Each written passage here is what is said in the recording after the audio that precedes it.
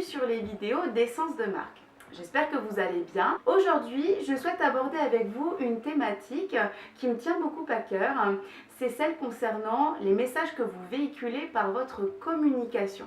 C'est une thématique qui est très importante dans la mesure où vous avez conscience que vous véhiculez des messages par votre communication, mais parfois on ne sait pas toujours si l'on transmet les bons messages, et en tout cas ceux que vous voulez communiquer à votre interlocuteur, notamment dans des circonstances qui comptent pour vous.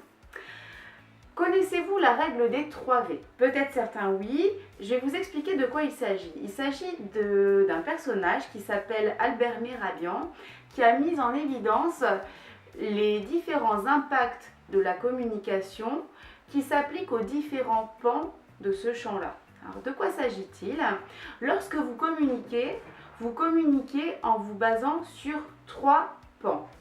La communication verbale, la communication paraverbale et la communication non verbale. Vous avez sans doute entendu déjà parler de ces aspects-là. Je vais vous expliquer plus précisément de quoi il s'agit et surtout les impacts de chacun de ces aspects. La communication verbale, il s'agit tout simplement des mots que vous employez, vraiment les mots en tant que tels.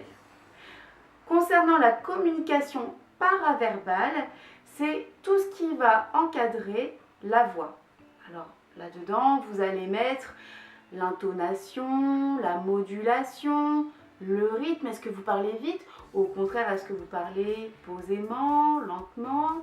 Tous les éléments de cette communication paraverbale vont transmettre des émotions qui seront très forts aussi dans le message que vous allez faire passer.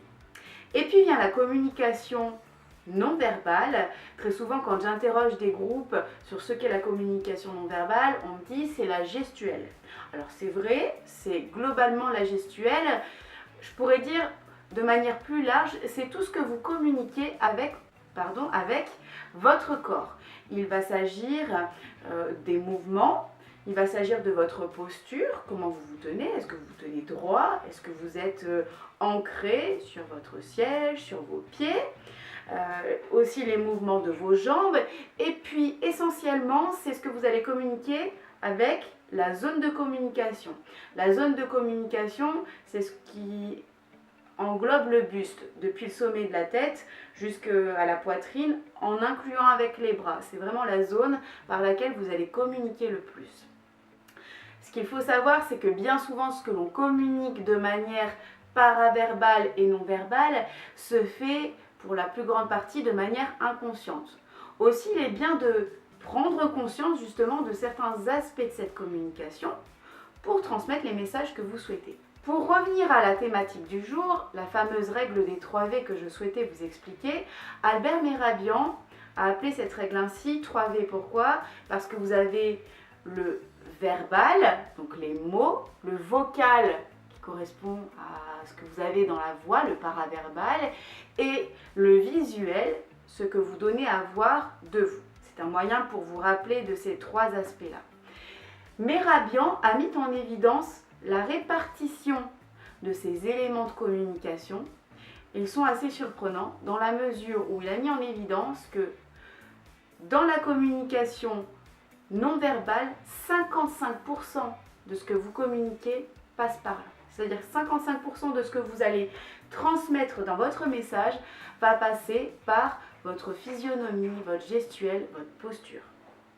Donc plus de la moitié.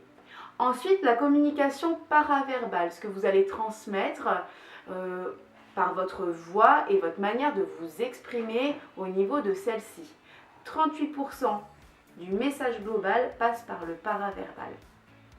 Et enfin, les mots en tant que tels, il ne leur resterait donc a priori que 7%. Alors bien sûr, les mots sont importants. Si j'ai une bonne communication non verbale, paraverbale, mais que je prononce des mots qui sont incohérents ou que je ne connais pas mon sujet, ça ne marchera pas non plus.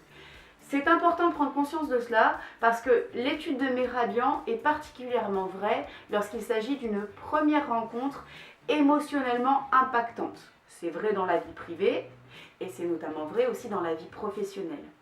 Pensez par exemple à ce que vous avez pu dire réellement lors d'un entretien qui a compté pour vous. Par exemple, un entretien d'embauche ou un entretien auprès d'un potentiel client, prospect, peu importe. Qu'est-ce que vous avez réellement dit comme mot, comme phrase sur vous ou sur votre métier ou d'autres éléments? Au final, peut-être pas grand-chose. Mais ce qui a fait que votre interlocuteur vous a choisi, quand ça a été une réussite, c'est que vous avez transmis un message qui a été positif et qui lui a donné envie d'en savoir plus sur vous et de vous choisir. Aussi, prenez conscience réellement de tous les impacts de cette communication, travaillez dessus. N'hésitez pas aussi à vous faire guider, accompagner par des personnes de confiance, voire des professionnels. Et puis, vous pouvez également prendre davantage d'informations sur le blog d'Essence de Marque ou sur les vidéos ou en prenant directement contact avec moi. A très bientôt sur la prochaine vidéo d'Essence de Marque.